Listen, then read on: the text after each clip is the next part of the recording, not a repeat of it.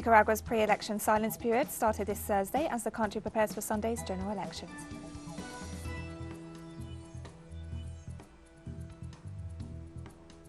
Venezuela signed a memorandum of understanding with the International Criminal Court as the three-day visit of Chief Prosecutor Karim Khan came to an end.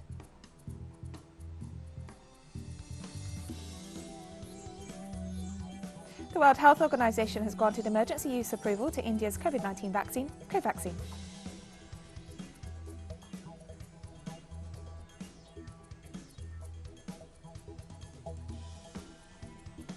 From the headquarters of teleSUR English in Havana, Cuba, this is From the South, and I'm Katrina Goss.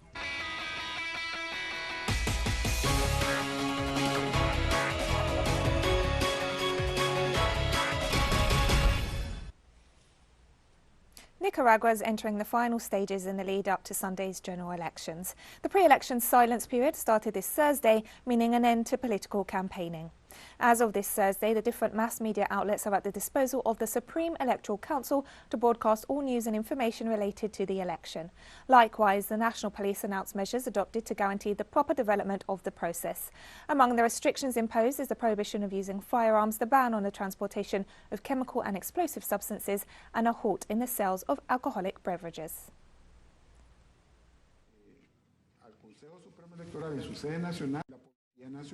The National Police has deployed throughout the country 16,665 police forces, more than 3,000 vehicles including motorcycles, vans, automobiles, means of communications. We are in all the national territory, and so is the Army and other institutions. Meanwhile, the Supreme Electoral Council and the National Council of Universities signed an agreement for the country's universities to accompany the electoral process. Given the experience, technique and professionalism acquired by our universities in different national and international electoral processes, we can act ethically and with transparency and quality in this civic party to be held on November 7.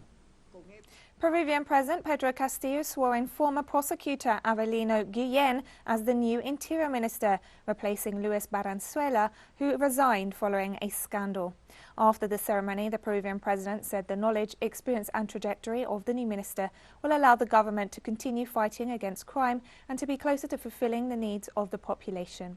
The appointment follows the resignation of Valenzuela, who was in office for less than a month and resigned after a scandal over a party he organised despite the COVID-19 restrictions imposed by his own ministry. This Thursday sees the debate and vote of confidence on Castillo's cabinet by the Peruvian Congress.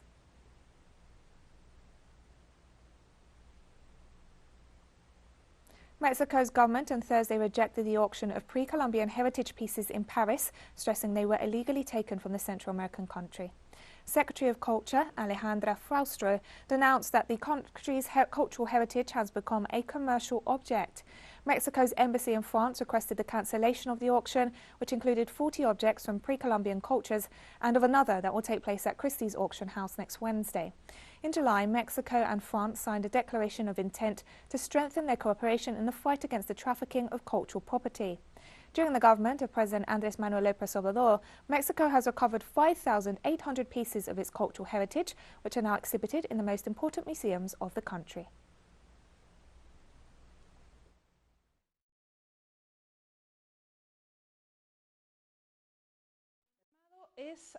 The goal is to be aware of cultural heritage as such, as these elements that make us a nation, that make us a cultural nation and are not a luxury item. They are not an item to decorate a house for a collector. Heritage is not for sale. According to the Mexican law, any piece of national heritage that is outside the country permanently, not temporarily for an exhibition or cultural cooperation, is illegal because pre-Columbian art and Mexico's heritage cannot be sold and cannot be taken out of the country in this way. According to a study published on Wednesday, almost 9,000 people were murdered in Brazil's Amazon region last year. The investigation was carried out by the Brazilian Forum on Public Safety. The report notes that drug trafficking and deforestation are the main causes for the rise in homicides in the area. The figures represent almost 30 deaths for every 100,000 inhabitants of the area, above the national average of 23.9 in every 100,000. The study focused on 8 northern and northwestern states that comprise 60% of the national territory.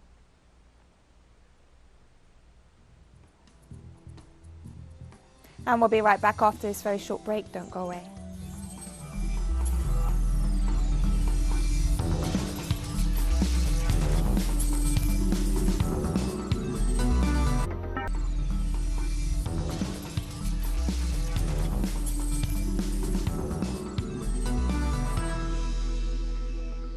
Welcome back to From the South. This Wednesday, Venezuela signed a memorandum of understanding with the International Criminal Court as the 3-day visit of Chief Prosecutor Karim Khan, QC, came to an end. As part of the official's invitation to Venezuela, the court signed an agreement with the government of President Nicolas Maduro that seeks positive cooperation and complementarity between both parties. The prosecutor pointed out that the court's deeply committed to working collaboratively and independently in Venezuela and asked that its work not be politicized.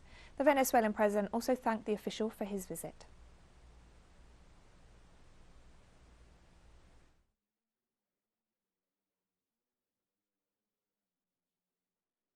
I am fully aware of the fault lines that exist in Venezuela.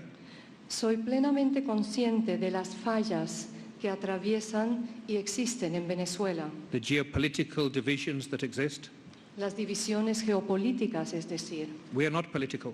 Nosotros no somos políticos. We are guided by the principles of legality. Nos guían los principios de legalidad and the rule of law. Y el Estado de Derecho. And I ask everybody now, y les pediré a todos ahora, en este momento, as we move forward, a medida que avanzamos to this new stage, a esta nueva fase, to give my office que den a mi despacho, a mi oficina, the space to do its work. The invitation extended by the Bolivarian state for a working visit in order to initiate a new stage of talks, cooperation and positive complementarity. Prosecutor Karim Assad Khan, these have been 3 favorable and positive days of talks, frank and direct debate, where Venezuelan institutions have demonstrated their legal, doctrinal and constitutional strength. In an exclusive interview with teleSUR, Venezuelan Attorney General Tarek William Saab highlighted that despite the mainstream media's attacks on President Nicolas Maduro, justice is done in the country, something that commands respect from the International Criminal Court for the nation's institutions.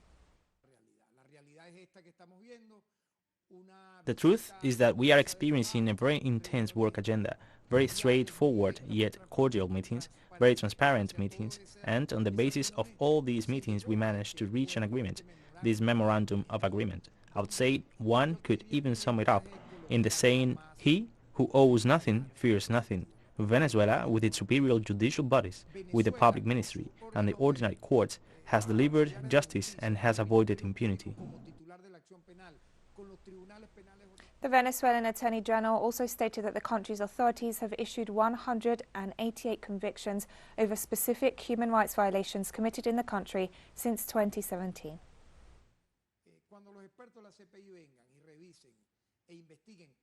When the experts of the ICC jointly investigate with the Venezuelan criminal justice system, with the public ministry, with Venezuelan courts, they are going to be surprised with the long-standing work we've done in the development of technical expertise and forensic expertise, just in terms of numbers of charges, of final judgments in cases of human rights violations. Since 2017, we have seen 188 convictions. The Attorney General also noted that over 40% of deaths during the attempts at destabilization by far-right opposition groups in 2017 were caused by armed protesters.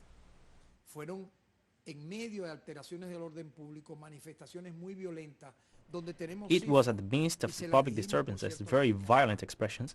We have the numbers and we handed them over to the prosecutor Ken. Armed protesters were responsible for 40% of the fatal victims in the protests of June, July in the year 2017. Almost 15% were attributed to agents of the state. The rest were committed by civilians who even went as far as to put steel cables across public roads.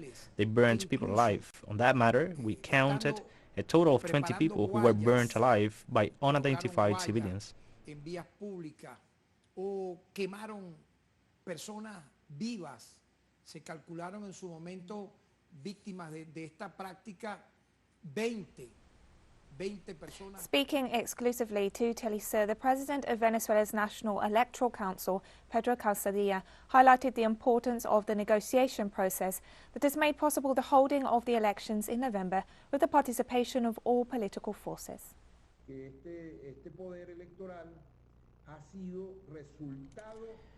This electoral branch is the result of extensive and intensive negotiations and agreements over several years, with ups and downs, with the difficulties that we are aware of, which in some cases have advanced, in others have not, but that in the year 2021 have provided enormous results, and one of the most important results, which has captured the attention of the entire national political spectrum and of international public opinion interest in Latin America and in Venezuela, which has captured the attention of the entire national political spectrum and of international public opinion interested in Latin America and in Venezuela, because a large part of the expectations for this dialogue to advance have been deposited in this National Electoral Council, appointed by the National Assembly as required by the Constitution. The president of the Electoral Council also detailed the efforts conducted to ensure a fair and balanced election campaign. Not only the candidates, but also the amount of political parties that are participating and that participate actively. They have publicly in the media, they make their electoral pledges with complete freedom. Right now, the National Electoral Council is in this phase. We are in the phase of the electoral campaign that began on the 28th and extends until November 18th. At this moment, the National Electoral Council is immersed in the regulation plan of the campaign, monitoring it because there is a campaign regulation regarding the times that the candidates and the parties have in terms of ensuring limits on campaign appearances are not transgressed. We have been working on the informative balance sheet that the television station and the media must keep to guarantee equality, balance, fair elections so that we do not see any charges of imbalance.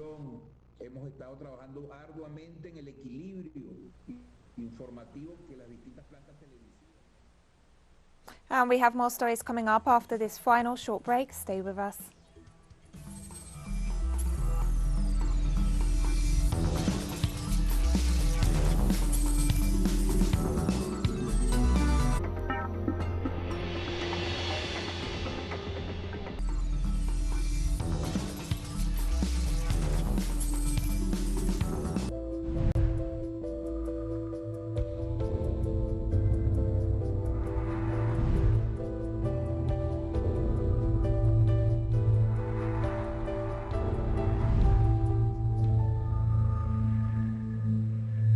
Welcome back to From the South.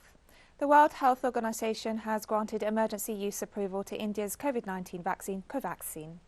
Covaxin is one of the 6 vaccines that have received emergency use authorization from India's drug regulator and is being used in a nationwide vaccination program, along with Covishield and Sputnik V. The WHO clearance is a significant step in the process for covaxin to be authorized for use in other countries. It will also help remove uncertainty surrounding overseas travel by Indians who've received the shots. Emergency use listing is also a prerequisite for a vaccine to be supplied through COVAX, the Global COVID Vaccine Equity Scheme.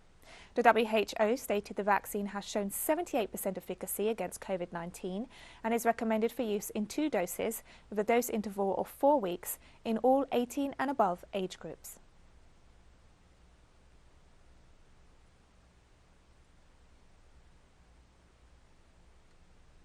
Cuba has begun offering booster shots of its Soberana and Abdala COVID-19 vaccines. The decision to offer boosters is based on the suggestions of a group of experts as a means of reinforcing the long-term immune response of the population to the novel coronavirus. To date, Cuba has administered over 25.8 million doses of its domestically produced vaccines, with almost 100% of the vaccinable population fully immunized.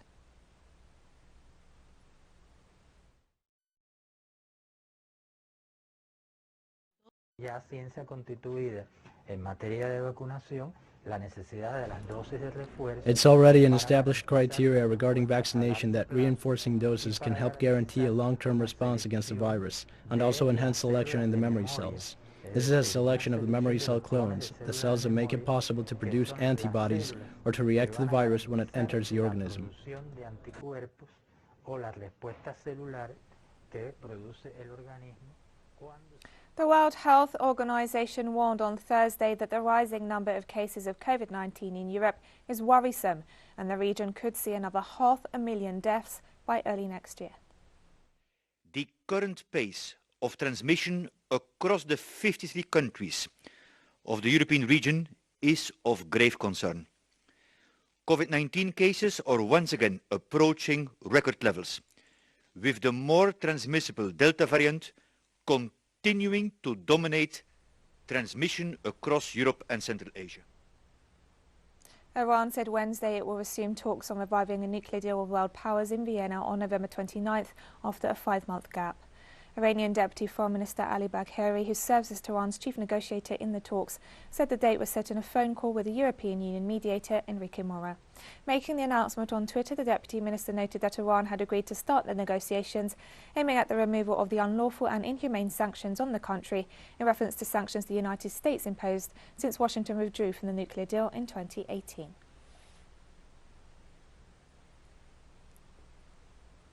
Lebanon's Prime Minister has called on the country's political leaders to end the squabbling that has paralysed his government as he seeks to smooth over relations with Saudi Arabia and other Gulf nations. We are determined to address the issue of relations with Saudi Arabia and other brotherly Gulf countries according to the proper rules. We will never leave this file open to political disputes and squabbles. We will seek, in cooperation with all, to pull back from the decisions taken in a way that restores smooth Lebanese relations with its natural Arab links. I call on all parties to move quickly to take the necessary steps towards a solution, and I emphasize the need for the government to resume work to make up for wasted time lost to bickering. Palestinian President Mahmoud Abbas met Pope Francis at the end of a visit to Rome, during which he also met with the Italian Prime Minister.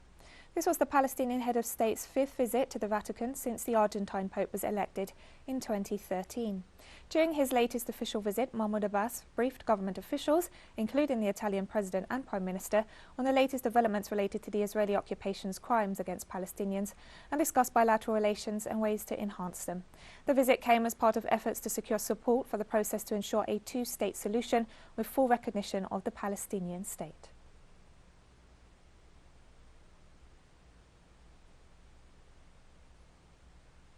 Member countries of the Organisation of the Petroleum Exporting Countries met virtually to evaluate production levels ahead of pivotal meetings to be held in November.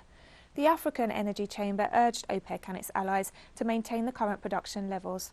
As the voice of the African energy sector, the Chamber insisted that by working together, OPEC member countries can ensure a mutually beneficial outcome in the face of rising energy prices. Global oil supply and demand has seen significant fluctuations since the onset of the COVID-19 pandemic and subsequent lockdown restrictions. As economies begin to gradually reopen, demand for the resource has seen an upward trend, which, coupled with low wind levels and the ongoing gas crisis in Europe, has led to a significant price hike across the world as countries scramble for supplies.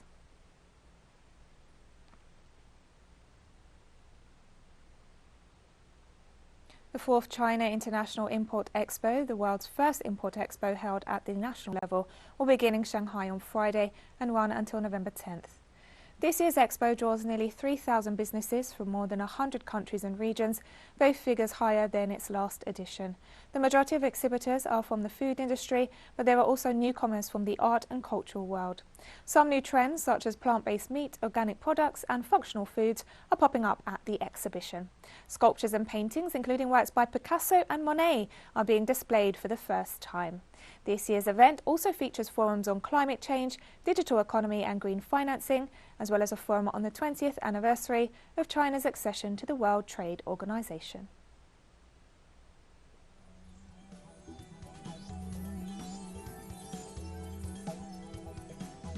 And we've come to the end of this news brief. Remember, you can find these and many other stories on our website at telesurenglish.net. You can also follow us on social media for all the latest news. We're on Facebook, Twitter, Instagram and Telegram. For teleSUR English, I'm Katrina Goss and thank you for watching.